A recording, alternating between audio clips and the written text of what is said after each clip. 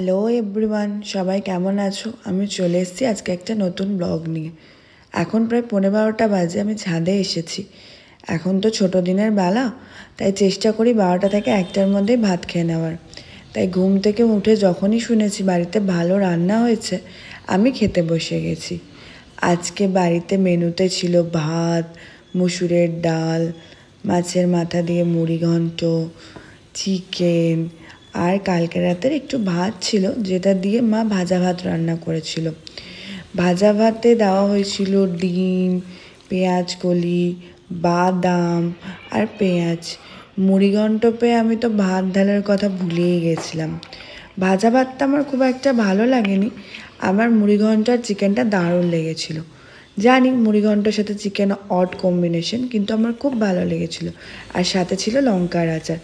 আচ্ছা, কার কার চিকেনের কচকচি খেতে ভালো লাগে? আমার তো খুব ভালো লাগে। অনেক জায়গায় চিকেনের এই কচকচিকে হুজমিও বলে।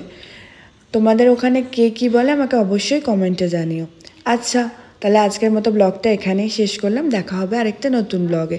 সবাই ভালো থাকবে, টাটা।